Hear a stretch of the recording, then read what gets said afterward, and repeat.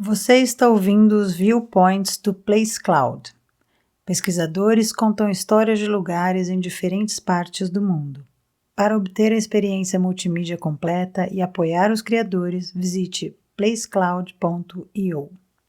Estamos diante do Pelourinho de Cidade Velha, no sul da ilha de Santiago, em Cabo Verde. O centro histórico de Cidade Velha é um patrimônio mundial da Unesco. A cidade de Ribeira Grande, rebatizada como Cidade Velha no final do século XVIII, foi o primeiro posto colonial europeu nos trópicos. Ela ainda preserva parte do traçado original das ruas e impressionantes estruturas históricas, incluindo duas igrejas, uma fortaleza real e esta Praça do Pelourinho com sua ornamentada coluna de mármore do século XVI. Um pelourinho, muitas vezes uma coluna como esta, aqui feita de mármore, era usado na Idade Média e no Renascimento para punição pública por humilhação e frequentemente por violência física, geralmente aplicada às pessoas escravizadas. Cabo Verde tem uma longa história sob domínio colonial português, mas também desempenhou um papel na história holandesa durante o período em que o norte do Brasil esteve sob controle dos Países Baixos. Um episódio marcante ocorreu no verão de 1643, quando um navio holandês deixou discretamente o porto de Recife sob uma autorização nebulosa. Seu destino? Cabo Verde, o arquipélago vulcânico na costa oeste da África. Embora fosse uma possessão de Portugal, Cabo Verde havia se tornado um dos pontos de passagem mais movimentados e brutais do tráfico transatlântico de escravizados. Mas essa viagem não fazia parte de nenhuma expedição oficial da Companhia Holandesa das Índias Ocidentais, empresa privada que administrava a colônia holandesa no Brasil. Tratava-se de uma operação ilegal que colocaria em xeque a imagem cuidadosamente construída de João Maurício de Nassau, governador do Brasil holandês, revelando os interesses entrelaçados entre lucro pessoal, controle colonial e escravidão. No centro dessa operação clandestina estava Gaspar Dias Ferreira, um aliado próximo de Nassau. Com aprovação tácita, Dias conseguiu um navio chamado Diemen, reformado às pressas e enviado para Cabo Verde. O plano: driblar o monopólio da companhia e adquirir diretamente africanos escravizados e mercadorias. A carga não retornaria apenas como contrabando, mas como instrumento político, oferecida seletivamente a aliados no Brasil para comprar lealdade e consolidar o regime de Nassau. O que se seguiu foi um escândalo colonial encoberto pelo silêncio.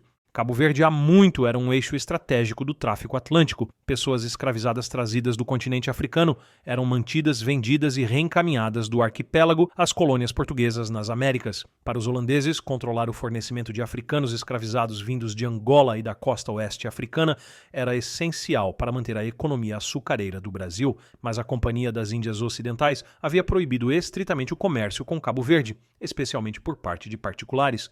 O risco de provocar Portugal e enfraquecer o monopólio da companhia era alto demais. Ainda assim, Gaspar Dias seguiu com a empreitada. Seus motivos eram claros: lucro rápido, vantagem política e a chance de ascensão dentro da elite fluida do Brasil holandês. A missão teve sucesso. Dezenas de africanos escravizados chegaram a Mauritsstad e foram vendidos ou entregues como presentes a senhores de engenho e oficiais próximos de Nassau. Não eram doações altruístas, eram ofertas cuidadosamente cronometradas com exigência de pagamento posterior, dando ao governador uma espécie de coleira econômica sobre seus aliados. Dias e seu círculo tentaram encobrir os rastros.